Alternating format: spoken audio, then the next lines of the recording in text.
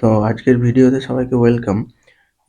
আগের দিন আমরা যেখানে শেষ করেছিলাম যে আমাদের বেসিক্যালি এই প্রিপারেশন চালানোর জন্য ইলেকট্রিক্যাল ইঞ্জিনিয়ারিংয়ে আমাদের প্রপার স্ট্র্যাটেজি এবং প্ল্যানিং ফলো করতে হবে। তো তার মধ্যে প্রথম ছিল যে আমরা সাবজেক্ট ওয়াইজ প্ল্যান করব, যে কী কী সাবজেক্ট আমরা প্রথমে পড়ব, তারপরে সাবজেক্টের পর তার থিওরি শেষ হয়ে গেলে আহ, আহ, কিছু পিওয়াইকিউ মানে প্রিভিয়াস ইয়ার কোয়েশ্চেন অ্যাটেম্প্ট করব, কীরকম অ্যাটেম্প্ট করতে পারছি দেখবো, এবং সেলফ ইভ্যালুয়েশনের পরে আরও যদি কিছু এক্সট্রা থিওরি পড়তে হয় সেটা পড়বো, অথবা টেস্ট সিরিজ আরও অ্যাটেম্প্ট করবো এবং কতটা কি এগোতে পারছি দেখবো। তো তার প্রথম স্টেপটা যেমন ছিল যে সাবজেক্ট ওয়াইজ আমাদের এগোতে হবে। তো প্রথম সাবজেক্ট হচ্ছে যেটা ইলেকট্রিক্যালে বেসিক ইলেকট্রিক্যাল ইঞ্জিনিয়ারিং। অ্যাকচুয়ালি এর নামটা বেসিক ইলেকট্রিক্যাল ইঞ্জিনিয়ারিং দেওয়া হয়েছে, কিন্তু এর মধ্যে ইলেকট্রিক্যালের ফাউন্ডেশনের প্রতিটা টপিকই আছে, মানে একদম ইলেকট্রিক্যালের শুরুতেই এটা পড়তে হবে, আদারওয়াইজ এর ফাউন্ডেশনটা কিন্তু ঠিকঠাক স্ট্রং হবে না। তো প্রথম যেটা পড়বো, এই সাবজেক্টটা অ্যাকচুয়ালি প্রায় আহ, যদি আলাদা আলাদাভাবে বাইফার্কেট করা যায় প্রায় 10টার কাছাকাছি টপিক আছে। এবার সবগুলো যদি আলাদা আলাদাভাবে দেখি, প্রথমে যেমন বেসিক্স অফ ইলেকট্রিক্যাল ইঞ্জিনিয়ারিং, এই টপিকটার মধ্যে কিছু সাব টপিক হচ্ছে কনসেপ্ট অফ চার্জ, একদম ফান্ডামেন্টাল যেটা, বা ইলেকট্রিসিটি কিভাবে তৈরি হচ্ছে, concept of electricity, units and dimension বা ইলেকট্রিক এলিমেন্টস কি কি আছে, এটা কভার করব। সেকেন্ড হচ্ছে নেটওয়ার্ক থিওরাম, এটা একটু বড়, এই টপিকটা একটু বড়। সার্কিট কিভাবে তৈরি হচ্ছে, star delta configuration, KCL KVL, Thevenin Norton theorem, theorem অনেকগুলো পড়তে হয়। যেমন নর্মালি আমরা কি করি, এই 3-4টে থিওরেম ডিপ্লোমাতে পড়ি, থেভনিন নর্টন সুপারপজিশন আর ম্যাক্সিমাম পাওয়ার ট্রান্সফার। কিন্তু অ্যাকচুয়ালি এই কম্পিটিটিভ এক্সামের জন্য পড়তে গেলে আরও 4-5টা এক্সট্রা থিওরি কিন্তু পড়তে হয়, কোয়েশ্চেন আসে। যেমন এগুলো ছাড়াও রেসিপ্রোসিটি থিওরেম, মিলিম্যানস থিওরেম, ডুয়েল মিলিম্যানস বা কম্পেনসেশন বা টেলিগ্যান্স থিওরেম। টেলিগ্যান্স থিওরেমটা খুব ইম্পর্টেন্ট, প্রচুর কোয়েশ্চেন আসে এখান থেকে। এছাড়াও থার্ড যে টপিকটা সেটা হচ্ছে এসি ফান্ডামেন্টাল। এবার এসিতে মানে অল্টারনেটিভ কারেন্টে আস্তে আস্তে ঢুকবো। সেখানে ফেজার ডায়াগ্রাম, কিভাবে ফেজার তৈরি করা হয়, ওয়েভ অ্যানালাইসিস করবো, সেটা স্কোয়ার ওয়েভ হতে পারে, ট্রায়াঙ্গুলার, সাইন ওয়েভ, কস ওয়েভ, এগুলোর ভেরিয়াস ফাংশন যেগুলো, তার অ্যানালাইসিস করব। রেজোনেন্স পড়বো, রেজোনেন্সের মধ্যে সিরিজ রেজোনেন্স, প্যারালাল রেজোনেন্স, এটাও খুব ইম্পর্টেন্ট চ্যাপ্টার। এরপর থ্রি ফেজ সার্কিট পড়বো এসিতেই। থ্রি ফেজ সার্কিট কিভাবে বিল্ড আপ হচ্ছে, 2 ওয়াট মিটার মেথড, প্রত্যেকটা ওয়াট মিটার কত কত রিডিং দেবে, কি কি পজিশনে, কি কি পাওয়ার ফ্যাক্টরে, সেই রিলেটেড। এরপর ইলেকট্রোস্ট্যাটিক্স বা ম্যাগনেটিক সার্কিট নিয়ে পড়বো, মানে এটা প্রায় ইকুইভ্যালেন্ট ইলেকট্রিক সার্কিট এবং ম্যাগনেটিক সার্কিট, এটাও পড়বো। ট্রানজিয়েন্ট অ্যানালাইসিস পড়বো কিছু, বেসিক্যালি ডিসি ট্রানজিয়েন্ট অ্যানালাইসিস বলতে হবে, বাট এসি পার্টও আছে, এসি ডিসি দুটো পার্টি আছে। ট্রানজিয়েন্ট হয় হচ্ছে ইন্ডাক্টর এবং ক্যাপাসিটর, সেটা কিভাবে বিহেভ করে এটাও দেখবো। এটা একটা ইম্পর্টেন্ট, এবং এই টপিকটা অ্যাকচুয়ালি মানে ডিপ্লোমা স্টুডেন্টের কাছে ভয়ের টপিক একটা, বাট আমি যতটা ইজিলি বোঝানো যায় সেটা ট্রাই করবো। এরপরে ল্যাপ্লাস ট্রান্সফরমেশন পড়বো। ল্যাপ্লাস কয়েকটা সূত্র আছে, কয়েকটা ফর্মুলা আছে, সেই ফর্মুলা মুখস্থ করা, আর কিছু নয়, এর থেকে বেশি কিছু আসে না।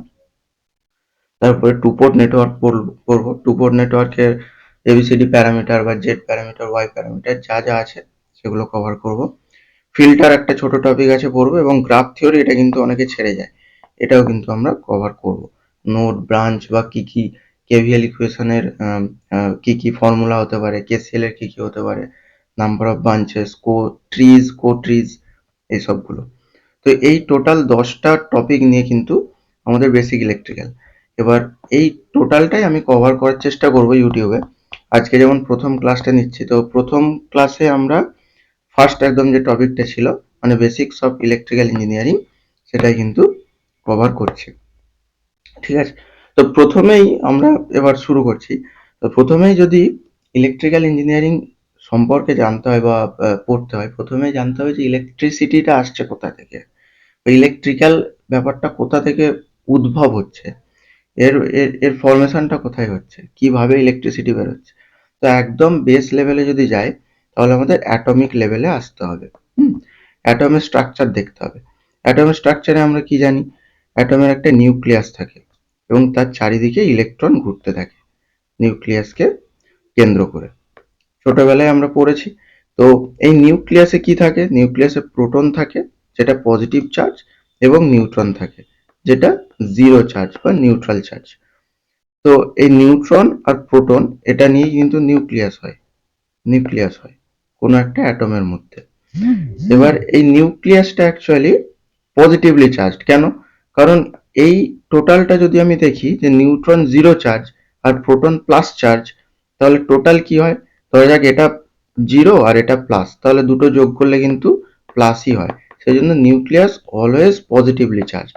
এই প্রতিটা কিন্তু ছোট ছোট পয়েন্ট বেরোবে, এগুলো তোমাদের নোট করে যেতে হবে, এবং এই ছোট ছোট পয়েন্টগুলো থেকেই কিন্তু পরীক্ষায় কোশ্চেন আসে। তো নিউক্লিয়াস হচ্ছে পজিটিভলি চার্জড। এবার এর চারিদিকে কেন্দ্র করে অরবিট বা কক্ষপথ আছে, এই কক্ষপথকে কেন্দ্র করে কিন্তু ইলেকট্রন ঘুরতে থাকে। এবার ইলেকট্রন হচ্ছে নেগেটিভলি চার্জড। ইলেকট্রন হচ্ছে নেগেটিভলি চার্জড, ঠিক আছে?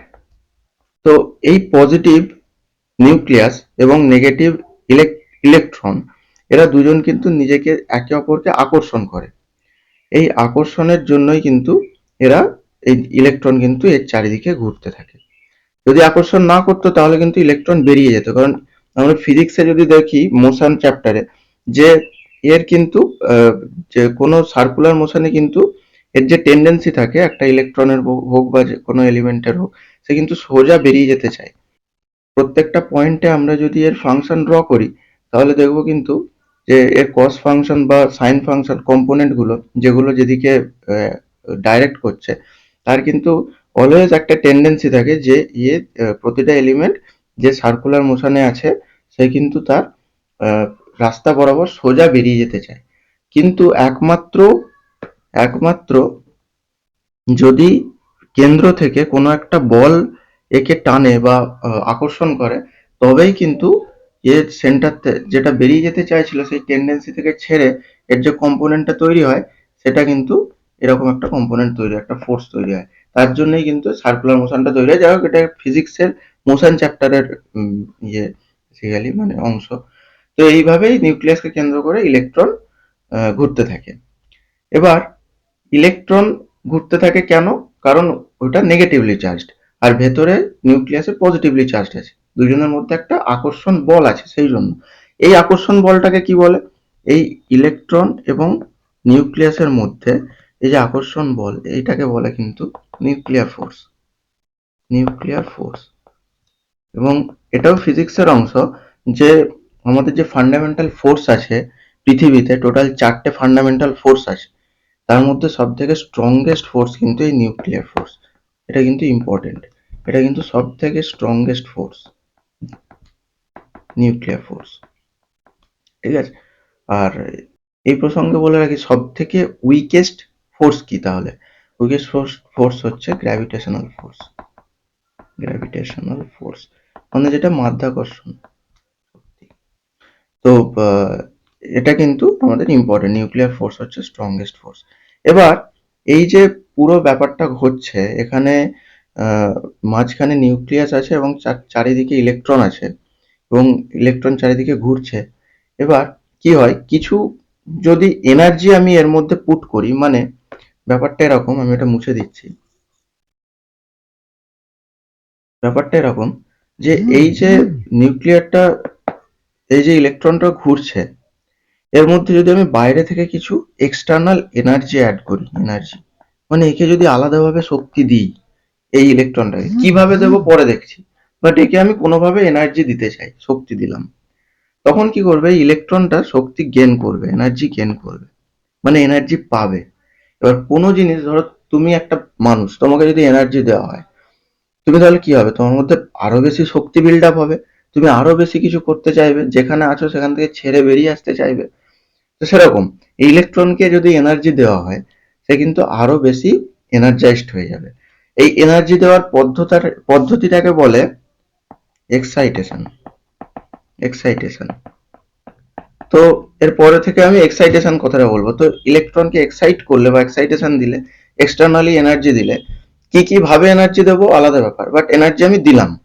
দিলে কি হয়, এ কিন্তু এর স্টেট, লেভেল অফ এনার্জি যে স্টেটটা আছে, সেটা কিন্তু বাড়িয়ে দেবে, সে আরো উচ্চতম জায়গায় যাওয়ার চেষ্টা করবে।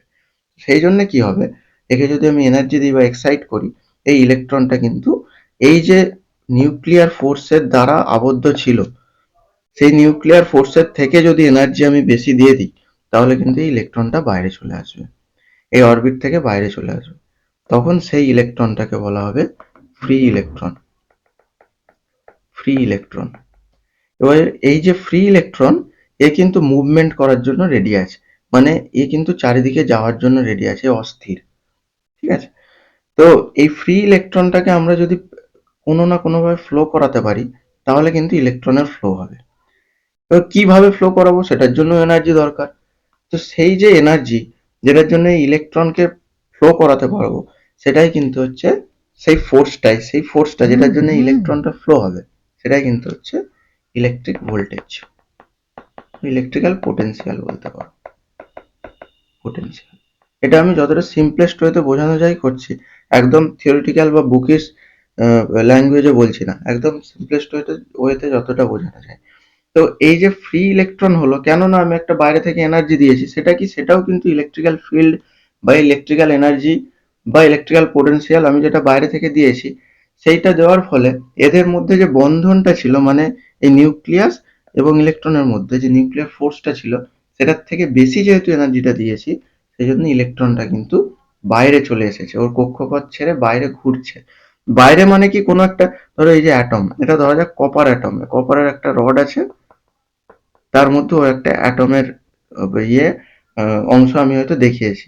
তো বাইরে মানে কি ইলেকট্রনটা একদম বাইরে বেরিয়ে এলো, তা কিন্তু না, এর মধ্যেই আছে, এই কপারের রডের মধ্যেই আছে।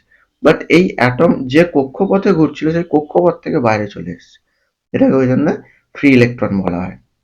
তো এই ফ্রি ইলেকট্রনের টেন্ডেন্সি হচ্ছে এরকম, যে ফ্রি ইলেকট্রন মুভমেন্ট করতে পারে খুব সহজেই, সহজেই মুভমেন্ট করতে পারে, মানে যাতায়াত করতে পারে। কিন্তু এই ভেতরের যে ইলেকট্রন গুলো আছে, এগুলো কিন্তু সহজে মুভমেন্ট করতে পারে না।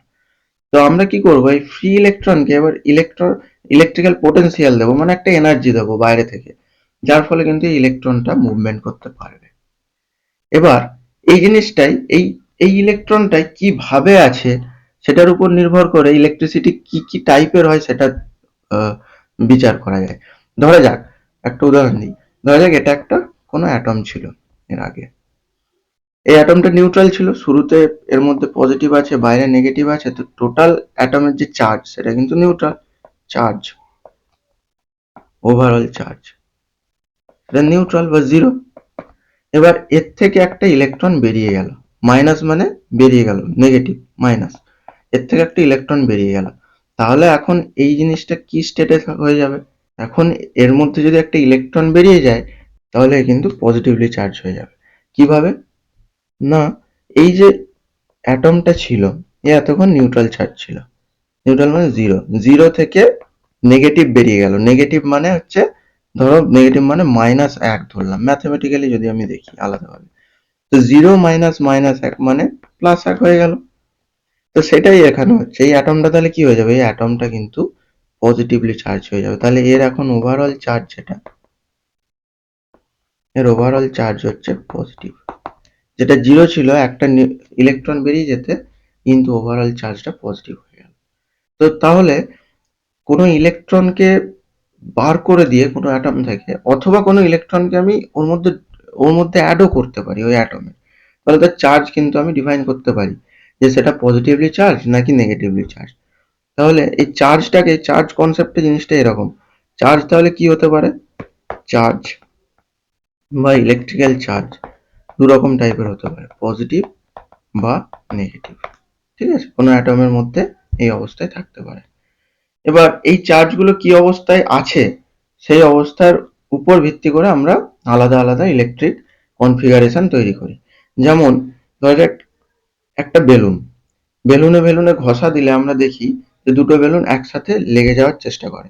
অ্যাকচুয়ালি কি হয় তখন, একটা বেলুনে পজিটিভলি চার্জ একদিকে জড়ো হয়, একদিকে নেগেটিভলি চার্জ জড়ো হয়। তো পজিটিভ আর নেগেটিভ মানে অপোজিট চার্জ কিন্তু নিজেদের অ্যাট্রাক্ট করে, সেই জন্য দুটো বেলুন কাছে আসতে চায়। আবার যদি দেখি যে একটা বেলুনে পজিটিভ চার্জ এবং দ্বিতীয়টাতেও পজিটিভ, অথবা এর উল্টো, একটা বেলুনে নেগেটিভ চার্জ আছে দ্বিতীয়টাতেও নেগেটিভ, তাহলে কিন্তু নিজেদের এরা বিকর্ষণ করে বা রিপেল করে, মানে ওই জন্য বলে লাইক চার্জ কিন্তু রিপেল করে। তো এটা একটা কনসেপ্ট যে আনলাইক বা অপোজিট চার্জ কিন্তু নিজেদের অ্যাট্রাক্ট করে এবং লাইক চার্জ নিজেদের রিপেল করে। এটা কিন্তু চার্জের কনসেপ্ট। এবার চার্জ ধরা যাক একটা কোনো একটা ফ্রি স্পেসে, কোনো একটা ফাঁকা জায়গায় হাওয়াতে একটা চার্জ আছে, চার্জ ধরা যাক পজিটিভ চার্জ আছে প্লাস কিউ, ঠিক আছে? তো এই পজিটিভ চার্জটাকে আমি এক জায়গা থেকে, এটা কি হলো, এর ক্ষেত্রে কিন্তু স্ট্যাটিক ইলেকট্রিসিটি তৈরি হলো, মানে এটা এক জায়গায় দাঁড়িয়ে আছে এই চার্জটা, কিন্তু এই চার্জটাকে আমি মুভমেন্ট করাতে চাই, মানে এই চার্জটাকে আমি সরিয়ে নিয়ে গিয়ে, আমি চার্জটাকে সরিয়ে নিয়ে গিয়ে এইখানে এই রাস্তায় আমি এখানে নিয়ে যেতে চাই, ঠিক আছে? তো এই যে মুভমেন্টটা করালাম, এখান থেকে এত দূর মুভমেন্ট করালাম, এর জন্য কিছু না কিছু তো আমাকে এনার্জি দিতে হবে, কিছু না কিছু, একে তো আমি এমনি তো ফ্রিতে তো কিছু পাওয়া যায় না, মানে এনার্জি কনজারভেশনের ল অনুযায়ী তো এটা শক্তি সৃষ্টি বা ধ্বংস কিছুই করা যায় না, শুধু একটা থেকে আরেকটা রূপান্তরিত হয়। এবার আমাকে কিছু না কিছু একটা এনার্জি দিতে হবে, আদারওয়াইজ এটা এখান থেকে এখানে সরবে না, এই পয়েন্ট ওয়ান থেকে পয়েন্ট টু তে সরবে না। সেই এনার্জিটাকেই বলা হচ্ছে electrical potential energy, electrical potential energy, বা যেটাকে আমরা ভোল্টেজ বলি, ভোল্টেজ। তাহলে ভোল্টেজকে আমি যদি ডিফাইন করি, আমি যদি বইয়ের ভাষায় বলতে চাই, তখন কিন্তু খুব কমপ্লেক্স হয়ে যায়, কিন্তু এই ক্ষেত্রে দেখো তুমি সাধারণ একটা কনসেপ্ট পেয়ে গেলে যে কোনো একটা চার্জকে একটা পজিশন থেকে আর একটা পজিশনে নিয়ে যেতে যে পরিমাণ কার্য করতে হয় সেটাই ভোল্টেজ। তাহলে আজকে আমি যদি ভোল্টেজের ডেফিনেশন দেখি, যে ভোল্টেজকে আমরা ভি দিয়ে লিখি মেনলি, ভোল্টেজ, ভোল্টেজটা কি, যে work done, work done to move a charge from a point to another, একটা পয়েন্ট থেকে আরেকটা জায়গায় নিয়ে যেতে যে পরিমাণ কার্য করতে হয় সেটাই কিন্তু ভোল্টেজ বা ইলেকট্রিক্যাল পোটেনশিয়াল।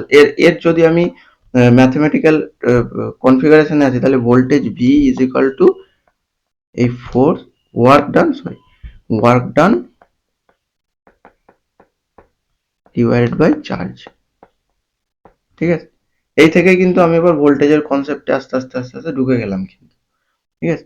তো এক্ষেত্রে ভোল্টেজ ওয়ার্ক ডান মানে কি, ওয়ার্ক কার্য মানে কি, আমরা জানি এফ ইন্টু এস, মানে ফোর্স ইন্টু ডিসপ্লেসমেন্ট, বা ডিও লিখতে পারো, এটা ফোর্স ইন্টু ডিসপ্লেসমেন্ট, আর চার্জ হচ্ছে কিউ। তো এটাই ভোল্টেজ, ভোল্টেজের যে সংজ্ঞা সেটাই এটা, ঠিক আছে? তো এইভাবে কিন্তু আমরা ভোল্টেজের একটা কনসেপ্ট পেলাম, ঠিক আছে? এর একক কি ভোল্ট। এবার আসবো আস্তে আস্তে ইলেকট্রিক চার্জটা যদি আমি এক জায়গায় থাকে তাকে স্ট্যাটিক ইলেকট্রিসিটি বলছি, আর সেটা যদি একটা ফ্লো করালে তাকে বলছি ডাইনামিক ইলেকট্রিসিটি, বা এটাকেই বলছি কিন্তু আমি ফ্লো অফ ইলেকট্রন বা কারেন্ট ইলেকট্রিসিটি, ঠিক আছে? এটার যদি একদম সিম্পলেস্ট হতে যায়, সেটা হচ্ছে আমরা জানি এটা যদি একটা ব্যাটারি হয়, এটা ব্যাটারির সিম্বল, এটা যদি একটা রেজিস্ট্যান্স এর সঙ্গে অ্যাড করি, আমরা দেখবো আলাদাভাবে রেজিস্ট্যান্স কি বা এর কিভাবে কি কাজ করে। তো এর ব্যাটারির এটা পজিটিভ হয়, এটা নেগেটিভ হয়, তাহলে যে কারেন্টটা ফ্লো করে সেটা এরকম ভাবে যায় পজিটিভ থেকে নেগেটিভ, ঠিক আছে? তো এটা কিভাবে যাচ্ছে তাহলে, যে আলাদাভাবে আমি পজিটিভ দিচ্ছি এবং নেগেটিভ দিচ্ছি, এর মধ্যে যে ফ্রি ইলেকট্রনটা ছিল এর আগে যেটা বলেছিলাম ফ্রি ইলেকট্রন, সেই ফ্রি ইলেকট্রনটা কিন্তু এখানে ফ্লো করতে থাকবে তাহলে এই রাস্তায়। কেন ফ্লো করবে, কারণ বাইরে থেকে আমি এই যে পোটেনশিয়াল দিলাম, ভোল্টেজ ডিফারেন্স ক্রিয়েট করলাম, সেই জন্যই ফ্লো করবে। এর মধ্যে আমি আসবো আস্তে আস্তে। তো এটা হচ্ছে flow of electricity, flow of electricity. এবার এরও যদি আবার অ্যাটমিক লেভেলে যায়, তাহলে আবার দেখব যে এটা একটা, ধরা যাক কন্ডাক্টর, মানে এটা থেকে ইলেকট্রন ফ্লো হচ্ছে, ওই ইলেকট্রন কোথায় যাবে, কোন দিকে যাবে, ধরা যাক এই নেগেটিভ মানে ইলেকট্রন। এবার এর মধ্যে আমি ব্যাটারি অ্যাটাচ করেছি, ব্যাটারির পজিটিভ টার্মিনাল, এটা নেগেটিভ টার্মিনাল। এবার নেগেটিভ নেগেটিভ রিপিল করে, আমি বলেছি এর আগে বিকর্ষণ করে, মানে এই নেগেটিভ টার্মিনাল চাইবে এই নেগেটিভটাকে ধাক্কা দিতে মানে এইদিকে ঠেলতে চাইবে প্রতিটা নেগেটিভ ইলেকট্রনকে।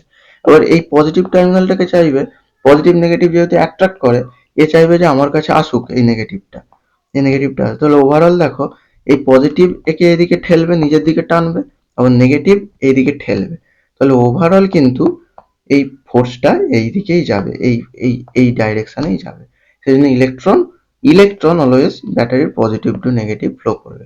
এটাকে বলে flow of direction of electron, direction of flow of electron. কিন্তু ফ্লো অফ ইলেকট্রন এদিকে হলেও আমরা কিন্তু conventional current force, conventional current, যে ইলেকট্রিক কারেন্ট, সেটার কিন্তু ডাইরেকশন অলওয়েজ ব্যাটারির নেগেটিভ টু পজিটিভ ধরি। এটা একটা বড় ইম্পর্টেন্ট পয়েন্ট, ঠিক আছে। কনভেনশনাল কারেন্ট কিন্তু আমরা এর উল্টো দিকে ধরি। তাই ডাইরেকশন অফ ফ্লো অফ ইলেকট্রনের অপোজিটে always conventional flow of electricity. Conventional মানে সাধারণভাবে যেটা আমরা ধরি, থিওরিটিক্যালি যেটা আমরা ধরি যে ইলেকট্রিসিটি কোন দিকে ফ্লো হচ্ছে, অলওয়েজ কিন্তু ইলেকট্রন যেদিকে ফ্লো হয় তার অপোজিট দিকে, মানে নেগেটিভ টু পজিটিভ ধরতে হয়। এরও একটা অ্যাকচুয়ালি হিস্টোরিক্যাল ব্যাকগ্রাউন্ড আছে, এটা কেন ধরা হয় এর কিন্তু আলাদা সাইন্টিফিক ব্যাখ্যা নেই, এর হিস্টোরিক্যাল একটা ব্যাকগ্রাউন্ড ছিল। তো সেটাতে গিয়ে লাভ নেই। সেটা হচ্ছে আগে যখন এটা আবিষ্কার হয়নি যে ইলেকট্রনের জন্যই ইলেকট্রিসিটিটা ফ্লো হচ্ছে, তখন সবাই ভাবতো যে পজিটিভ চার্জের জন্য ইলেকট্রিসিটি ফ্লো হয়। সেই জন্য কি হয়, নেগেটিভ টু পজিটিভটাই কনভেনশনাল কারেন্ট ফ্লো ধরা হতো। এবার যেহেতু আগে থেকে ওটাই ধরা হয়ে আসছে, তো সেই জন্যই সেই ডাইরেকশনটা কিন্তু চেঞ্জ করা হয়নি। এটা কিন্তু একটা বড় পয়েন্ট। এর আগেও আমি কিন্তু বললাম মাইনাস থেকে প্লাসের দিকে কারেন্ট যাচ্ছে, তার কারণ কিন্তু এটা কনভেনশনাল মানে সাধারণভাবে যেটা আমরা ইলেকট্রিসিটি দেখাই। যদি আমি একটা বড় নেটওয়ার্ক ধরে দিই, যে কোনো আরএলসি সার্কিট যদি আমি ধরে দিই এবং সেখানে এরকম যদি একটা এসি সোর্স দিই, অলওয়েজ কিন্তু এর যদি একটা ইনস্ট্যান্টে এসির নেগেটিভ এদিকে পজিটিভ এদিকে হয়, তাহলে কিন্তু অলওয়েজ আমি ফ্লো কারেন্টে এরকম দেখাবো, কনভেনশনাল কারেন্ট ফ্লো। এরপর এই চার্জটা অ্যাকচুয়ালি মানে কতটা চার্জ কিভাবে আসছে, এটার একটা ম্যাথমেটিক্যাল রিপ্রেজেন্টেশন আছে। রিপ্রেজেন্টেশন কিরকম না, আমরা কি দেখলাম, চার্জ মানে কিন্তু ফ্লো অফ ইলেকট্রন, ঠিক আছে। ইলেকট্রনকে যদি আমি ই দিয়ে ধরি, চার্জকে আমি কিউ দিয়ে ধরি, তাহলে চার্জ মানে কিন্তু ফ্লো অফ ইলেকট্রন। এবার যতগুলো ইলেকট্রন যাচ্ছে, যত বেশি ইলেকট্রন যাবে তত বেশি চার্জ, যত কম ইলেকট্রন যাবে তত কম চার্জ, সিম্পল। তো এই চার্জকে ডিফাইন করার জন্য আমরা নাম্বার অফ ইলেকট্রন ইন্টু ইলেকট্রনের যে চার্জ সেটা করে দিই। তো Q is equal to N E, এটা কিন্তু আমাদের ফর্মুলা। এবার ই মানে ইলেকট্রনের চার্জ হচ্ছে একদম অ্যাটমিক লেভেলে, সেটার চার্জ হচ্ছে, এটা মুখস্থ রাখতে হবে, 1.6 ইন্টু 10⁻⁻19 কুলম। কুলমকে সি দিয়ে লিখি আমরা। কুলম হচ্ছে এর এককগুলো আমরা দেখে নেবো এরপরে ইউনিট এবং ডাইমেনশন চ্যাপ্টারে। তো ইলেকট্রনের চার্জ হচ্ছে 1.6 ইন্টু 10⁻⁻19 কুলম। এবার এটাই যদি বলে, একটা হয়তো কোশ্চেন দিল যে 1 কুলম চার্জে কিংবা 5 কুলম চার্জ আছে একটা, সেই চার্জের মধ্যে কতগুলো নাম্বারস অফ ইলেকট্রন আছে, সেটা আমাকে বার করতে দিই। সেক্ষেত্রে এই সূত্রটা ফেললেই সহজে বেরিয়ে যাবে।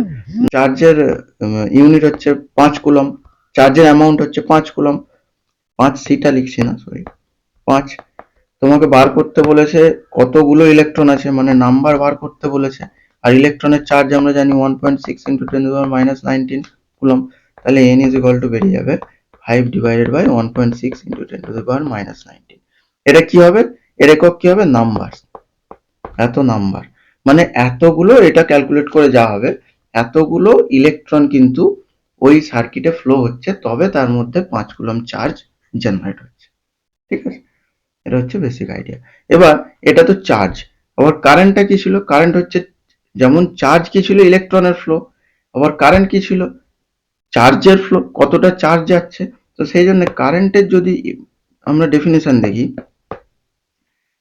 ইলেকট্রিক কারেন্ট, অন্য একটা কালার নেই,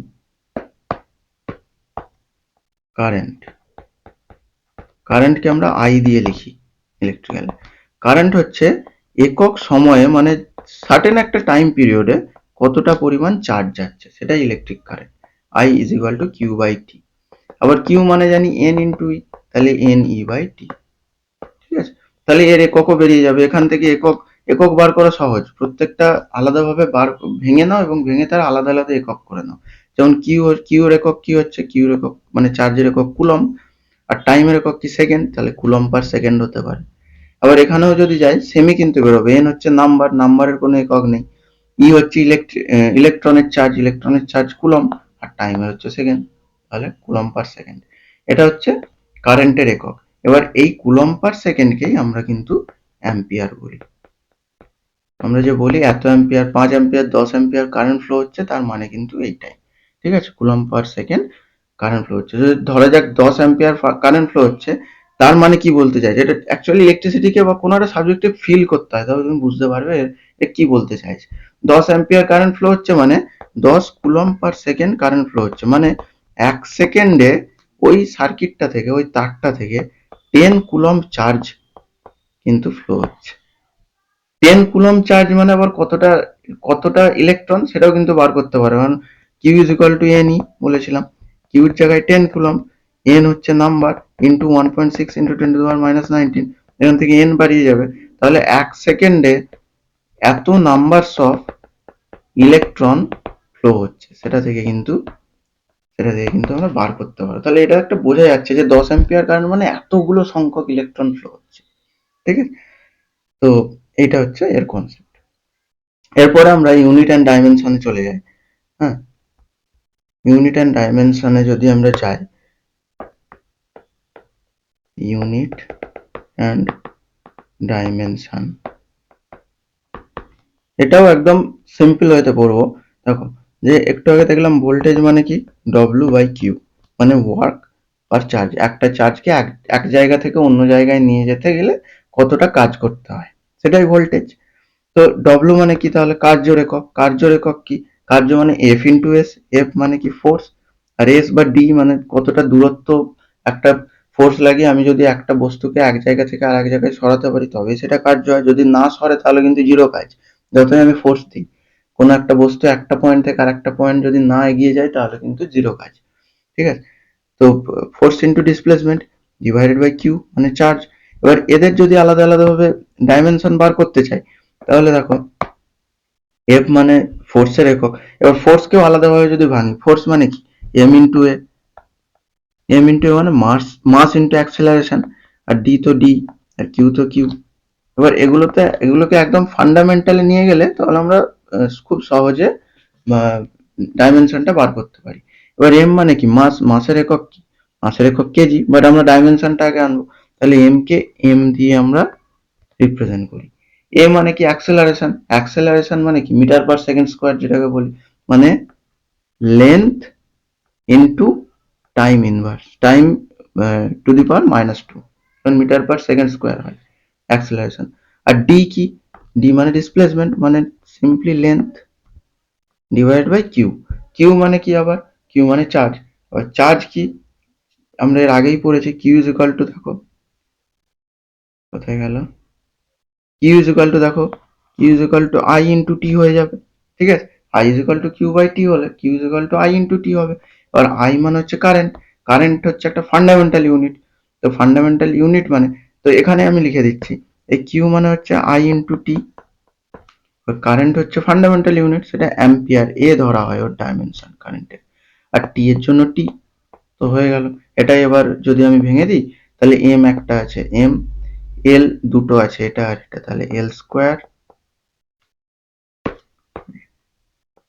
এল স্কোয়ার, টি কটা আছে, এখানে একটা -2, এখানে একটা 1, মানে উপরে গেলে -1 হয়ে যাবে, তাহলে -2 -1 -3, আর এ কটা আছে একটাই, তাহলে এ ইনভার্স। এটাই হয়ে গেল ভোল্টেজের ডাইমেনশন, সিম্পলি। ঠিক আছে, ভোল্টেজের ডাইমেনশন এটা হয়ে গেল। যদি কারেন্টের ডাইমেনশন দেখি, আই, কারেন্টের তো ফান্ডামেন্টাল ইউনিট অ্যাম্পিয়ার, তাহলে অনলি এ থাকবে। এবার যদি রেজিস্ট্যান্সের ডাইমেনশন দেখি, রেজিস্ট্যান্সের তার আগে জানতে হবে যে ওহমস ল কি, সেটা আমরা পরে দেখছি। ওহমস ল দেখে গিয়ে দেখে আমরা রেজিস্ট্যান্সের ডাইমেনশনটা বার করছি। এবার এই জায়গায় ডাইমেনশন এইভাবে তুমি বার করতে পারো, প্রতিটা ইউনিট যার ডাইমেনশন বার করতে হবে সেটা একদম সিম্পলেস্ট ফর্মে নিয়ে আসবে, এর ট্রিক সেটাই। সিম্পলেস্ট ফর্মে নিয়ে এসে এম এল টি এ এই ফর্মে নিয়ে এসে তুমি এবার গুণ ভাগ করে দাও, ব্যাস, তাহলে বেরিয়ে যাবে। এবার ওহমস ল, যেটা ফান্ডামেন্টাল একদম আমাদের ইলেকট্রিক পড়লে, যে ইলেকট্রিক ইঞ্জিনিয়ারিং এ পড়লে যেটা একদম ফান্ডামেন্টাল ল, সেটা হচ্ছে ওহমস ল। ওহমস লর বইয়ের থিওরিতে আসছি না আমি। ওহমস ল বলতে চাইছে, এটা ওহম একটা বিজ্ঞানীর নাম। তো ওহমস ল যেটা বলতে চাইছে যে কোনো একটা কন্ডাক্টরে, এটা যদি একটা কন্ডাক্টর হয়, হুম, তার মধ্যে যদি আমি ভোল্টেজ দিই, পোটেনশিয়াল ভোল্টেজ, তার অ্যাক্রসে আমি যদি কোনো ভোল্টেজ, অ্যাক্রস মানে দুটো প্রান্তে যদি আমি ভোল্টেজ, যেটা আমরা বলছিলাম পোটেনশিয়াল এনার্জি, যদি আমি অ্যাপ্লাই করি, তাহলে কিন্তু এর মধ্যে একটা কারেন্ট ফ্লো হয়। এটা যদি পজিটিভ ধরি, এটা যদি নেগেটিভ ধরি, তাহলে এরকম একটা কারেন্ট ফ্লো হয় আই, এবং ভোল্টেজকে যদি ভি ধরি, তাহলে বলছে এই যে কারেন্ট ফ্লো হচ্ছে কোনো একটা কন্ডাক্টরের মধ্যে দিয়ে, সেই কারেন্টটা কিন্তু ভোল্টেজের সঙ্গে সমানুপাতিক। এটা কিন্তু ইম্পর্টেন্ট এই লটা। মানে ভোল্টেজ যত বাড়াবো কারেন্টও তত বাড়বে। মানে বোঝা যাক, আর একটা উদাহরণ দিয়ে ধরা যাক, এখানে আমি ভোল্টেজের একক কি ভোল্ট, 5 ভোল্ট সাপ্লাই দিলাম। ধরা যাক এখানে তার জন্য 5 অ্যাম্পিয়ার কারেন্ট ফ্লো হচ্ছে, তাহলে 5 ভোল্ট দিলে 5 অ্যাম্পিয়ার কারেন্ট ফ্লো হচ্ছে। এবার ওহম বলছে যে ভোল্টেজের সঙ্গে কারেন্ট সমানুপাতিক। মানে কারেন্ট ভোল্টেজ যদি আমি 10 ভোল্ট বাড়িয়ে দিই, মানে ভোল্টেজকে যদি দ্বিগুণ করে দিই, তাহলে কিন্তু কারেন্টও দ্বিগুণ বেড়ে যাবে, মানে 10 অ্যাম্পিয়ার হয়ে যাবে। ভোল্টেজকে যদি আমি 1 ভোল্ট করে দিই, তাহলে কারেন্টও কিন্তু 1 ভোল্ট হয়ে যাবে, 1 অ্যাম্পিয়ার হয়ে যাবে, সরি। এটাই বলতে চাইছে ওহমস ল দিয়ে, যে যে পরিমাণ কারেন্ট ফ্লো হবে কোনো একটা সার্কিটে, সেটা কিন্তু নির্ভর করবে ভোল্টেজের উপর। কারণ প্রথমে ভোল্টেজ দিলে কারেন্ট ফ্লো হবে। আমরা যেটা আগেও ফান্ডামেন্টালে পড়লাম, ভোল্টেজ দিলে তবে কারেন্ট ফ্লো হবে, কারেন্ট আগে ফ্লো হবে না কিন্তু। তাই এই যে সূত্রটা, অনেকে এটা ভি ভ্যারিজাস আই লেখে, অ্যাকচুয়ালি ম্যাথমেটিক্যালি ঠিক V varies as I varies as V একই। প্রপোর্শনাল ল অনুযায়ী কিন্তু আগে দিতে হবে, একটা হয় ডিপেন্ডেন্ট, একটা হয় ভ্যারিয়েবল। একজনের উপর ডিপেন্ড করে, আর একটা ফিক্স থাকে। সেটা হচ্ছে যেহেতু ভি ফিক্স, মানে ভি এর উপর আই ডিপেন্ড করছে। ভি যদি বাড়ায়, ভোল্টেজ যদি বাড়ায়, তবে আই বাড়বে। সেজন্য আই ভ্যারিজেস ভিটা কিন্তু আরো correct expression V varies as I এর থেকে। তো এটা হচ্ছে ওহমস ল। এবার এই প্রপোর্শনালিটিটাকে হাঁটানোর জন্য আমরা ভি ভ্যারিজেস আই, তাই প্রপোর্শনালিটিকে সমান করার জন্য একটা প্রপোর্শনালিটি কনস্ট্যান্ট দরকার, সেটাকে আমরা আর বলি। আর হচ্ছে প্রপোর্শনালিটি কনস্ট্যান্ট, ঠিক আছে। এই আরটাকে কি বলি আমরা, রেজিস্ট্যান্স। তো কোশ্চেন আসে যে প্রপোর্শনালিটি কনস্ট্যান্ট ওহমস ল এর নাম কি, সেটা হচ্ছে রেজিস্ট্যান্স, ঠিক আছে। তো রেজিস্ট্যান্স মানে কি তাহলে, ভি বাই আই। তাহলে আর ইজ ইকুয়াল টু যদি দেখি উল্টো দিকে যদি নিয়ে আসি, V by I, voltage by current, ঠিক আছে। তাহলে এরও যদি ফান্ডামেন্টাল ডাইমেনশনটা আমি বার করতে চাই, আর ইজ ইকুয়াল টু কি, তাহলে ভি বাই আই। তাহলে ভি এর একক জানি, সরি মাত্রা জানি, M L square T to the power -3 এর এ ইনভার্স, আর আই হচ্ছে এ নিজে। তো ওভারঅল যদি দেখি, M L square T to the power -3, আর এ একটা এক্সট্রা হয়ে যাবে, মানে এ টু দি পাওয়ার -2, ব্যাস হয়ে গেল। এইভাবে বার করবো, সিম্পলেস্ট ওয়ে, ঠিক আছে। তো এইভাবে আমরা মাত্রা বার করতে পারি। এবার একক যদি বলি, ইউনিট যদি বলি, ইউনিট গুলো যে বেসিক, ভি এর ইউনিট, আই এর ইউনিট, আর এর ইউনিট। ভি এর ইউনিট হচ্ছে ভোল্ট, আই এর ইউনিট অ্যাম্পিয়ার, আর আর এর ইউনিট হচ্ছে ওহম। যেহেতু ওহমস ল দিয়ে বেরোচ্ছে, তাই ওহম। এর এক্সপ্রেশন গুলো কিরকম, ভি দিয়ে লিখি, অ্যাম্পিয়ার কে এ দিয়ে লিখি, ও ওহম কে এইভাবে আমরা ডিনোট করি, ঠিক আছে। এত দূর হচ্ছে আমাদের বেসিকটা ছিল, হ্যাঁ। এরপর ইউনিট এবং ডাইমেনশনের পর যেটা আমরা দেখব, সেটা হচ্ছে এলিমেন্টস। কি কি টাইপের এলিমেন্টস হতে পারে, যে এলিমেন্টস অফ ইলেকট্রিক্যাল কম্পোনেন্টস। তো এর কি কি এলিমেন্টস হতে পারে, নর্মালি বেসিক্যালি এর দুটো টাইপে আমরা এলিমেন্টসটাকে বিভক্ত করি একদম ফান্ডামেন্টাল লেভেলে। সেটা হচ্ছে, একটাকে বলে, আরো বিভিন্ন টাইপের হয়, বাট এখন আমরা এটা দেখছি, অ্যাক্টিভ এলিমেন্ট, একটাকে বলে প্যাসিভ এলিমেন্ট। এছাড়াও linear, bilateral, unilateral, linear, non linear, এসব অনেক আলাদা আলাদা ভাবেও ভাগ করা যায়, আমরা দেখবো পরে। তো অ্যাক্টিভ এবং প্যাসিভ এলিমেন্ট কাকে বলছে, অ্যাক্টিভ হচ্ছে কোনো যে এলিমেন্টগুলো ইলেকট্রিক্যাল ইঞ্জিনিয়ারিং এ, যে এলিমেন্টগুলো আছে, মানে যে জিনিসগুলো আমরা ইউজ করি, তার মধ্যে যদি কোনো এলিমেন্ট সার্কিটে বা আমার নেটওয়ার্কে এনার্জি দিতে চাই, এনার্জি দিতে পারে, মানে তার অ্যাবিলিটি আছে বা ক্ষমতা আছে এনার্জি দান করার সার্কিটে, তাহলে তাকে কিন্তু আমরা অ্যাক্টিভ এলিমেন্ট বলি।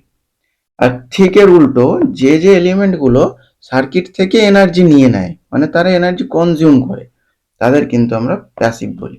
যেমন একটা উদাহরণ দিলে বুঝতে পারবে, যে আমরা ইলেকট্রিক্যাল জেনারেটর, যেমন জেনারেটর যে চালানো হয় না, যে ডিজি চালায় কারেন্ট চলে গেলে বা জেনারেটর চালায়, সেই জেনারেটর কি করে, আমাদের বাড়িতে বা সার্কিটে কি দেয়, ইলেকট্রিসিটি দেয় আলাদাভাবে। তো এটাকে আমরা অ্যাক্টিভ কম্পোনেন্ট বলবো, উদাহরণস্বরূপ বোঝার জন্য। আর প্যাসিভ কি, প্যাসিভ হচ্ছে ওই জেনারেটর দিয়েই আমাদের লাইট চলছে, ফ্যান চলছে বা টিভি চলছে, সেগুলোকে আমরা প্যাসিভ কম্পোনেন্ট বলবো। এবার এটা একটা উদাহরণের জন্য, অ্যাকচুয়ালি এটা অ্যাক্টিভ বা এটা প্যাসিভ নয়, বাট এই উদাহরণটা এরকম যে অ্যাক্টিভ মানে যে ইলেকট্রিক্যাল পাওয়ার দিচ্ছে, সাপ্লাই করছে, আর প্যাসিভ মানে যে কম্পোনেন্টগুলো ইলেকট্রিক্যাল পাওয়ার কনজিউম করছে। এবার এর উদাহরণ যদি দিই আলাদাভাবে, তাহলে অ্যাক্টিভের মধ্যে যেমন আমরা পরে পড়বো, বোঝা যাবে, এখন হয়তো মাথায় ঢুকবে না, জাস্ট দেখে নাও, কোনো ভয় পাওয়ার কিছু নেই, এগুলো পড়বো। ট্রানজিস্টার, যেমন ডায়োড, ডায়োডের মধ্যে সবকিছুই, যেমন ফটো ডায়োড হোক, এলইডি হোক, বা যে কোনো জেনারেল পারপাস ডায়োড হোক, এগুলো সবই অ্যাক্টিভ, এগুলো কিন্তু এলিমেন্ট। আর প্যাসিভের মধ্যে রেজিস্ট্যান্স, ইন্ডাকট্যান্স, ক্যাপাসিট্যান্স আর এলসি, এটা কিন্তু বেসিকে পড়বো আমরা, ওই এসি ফান্ডামেন্টালে এরা কি কি পড়বো। রেজিস্ট্যান্স তো এর পরেই শুরু হবে আমাদের ইকুইপমেন্ট, অ্যাক্টিভ এলিমেন্টের, প্যাসিভ এলিমেন্টের মধ্যে রেজিস্ট্যান্সটা একদম শুরুতেই আমরা শুরু করি। তো রেজিস্ট্যান্স হচ্ছে প্যাসিভ এলিমেন্ট। এছাড়াও এলিমেন্টকে আরো ভাগ করা যায়, যেমন লিনিয়ার, নন লিনিয়ার, এই হিসাবে দেখি। হ্যাঁ, লিনিয়ার নন লিনিয়ার মানে যে ভি এবং আই যে ক্যারেক্টারিস্টিক্স হয়, মানে ওহমের সূত্র, এটা কথা, যে ওহমের সূত্র মেনে চলে তাকে বলে লিনিয়ার এলিমেন্টস।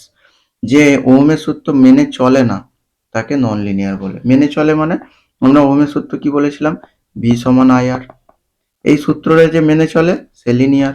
আর ভি সমান আই আর এটাকে যে মানে না তাকে বলে নন লিনিয়ার। ভি সমান আই আর হলে এই গ্রাফটা যদি করি, যতটা ভি বাড়বে ততটা আই বাড়বে, এই হিসাবে এগোচ্ছে, দেখো এটা লিনিয়ার। এই যে এই পয়েন্টে কারেন্ট আছে এতটা, বাট ভোল্টেজ কিন্তু জিরো, তো সেক্ষেত্রে এটা কিন্তু ভি ইজিক্যাল টু আই আর মেনে চলছে না। তো এটা কিসের গ্রাফ, এটা হচ্ছে ডায়োডের গ্রাফ, ঠিক আছে। তো ডায়োড নন লিনিয়ার, আর লিনিয়ার যদি বলি যেমন রেজিস্ট্যান্স আর এলসি, তিনটেই লিনিয়ার, ঠিক আছে। আবার যদি বলি ইউনিল্যাটারাল, বাইল্যাটারাল, এগুলো পড়ে নেবো আলাদাভাবে, বাট এখন একটা গ্লিমস দিয়ে রাখছি। ইউনিল্যাটারাল মানে যে এলিমেন্টের মধ্যে একদিকে কারেন্ট ফ্লো হয়, দ্বিতীয় দিকে কারেন্ট ফ্লো হতে দেবে না সে, তাকে ইউনিল্যাটারাল বলে। আবার কিছু কিছু এলিমেন্ট আছে যার দুদিকেই কারেন্ট ফ্লো হয়, ঠিক আছে, তাকে বাইল্যাটারাল বলে। বাইল্যাটারাল কি, দুদিকেই কারেন্ট ফ্লো হয়, যেমন R LC, resistance, inductance, capacitance. Unilateral যে একদিকে কারেন্ট ফ্লো করে, এটা যদি ভিআই গ্রাফ হয়, এটা হচ্ছে ডায়োড। ডায়োডের শুধু ফরওয়ার্ড বায়াসে কারেন্ট ফ্লো হয়, নেগেটিভ বা রিভার্স বায়াসে কিন্তু কারেন্ট ফ্লো হয় না, সেক্ষেত্রে কিন্তু ব্লক করে, এটা হচ্ছে ডায়োড। তো এরকম আলাদা আলাদাভাবে আমরা প্রতিটা জিনিসই আলাদা আলাদাভাবে পড়বো পরে। তো আজকে এত দূরই থাক। আজকে যেটা ছিল, যে একদম ফান্ডামেন্টাল যে টপিকটা সেটা কভার করলাম, এরপরে আস্তে আস্তে ভিডিও আসবে। এর পরের দিন আমরা রেজিস্ট্যান্স নিয়ে পড়বো, রেজিস্ট্যান্স নিয়ে যতটা হয় পুরোটা কভার করব একটা ভিডিওতে, ঠিক আছে। তো তোমাদের কেমন কি লাগলো কমেন্ট করে জানিও, আর এর মধ্যেও কিছু যদি সাজেশন দেওয়ার থাকে বা কিছু জানার থাকে কোশ্চেন করে কমেন্টে কোশ্চেন করো। তো থ্যাংক ইউ, আবার পরের দিন আমরা পরের ভিডিওতে আমাদের দেখা হবে। Thank you.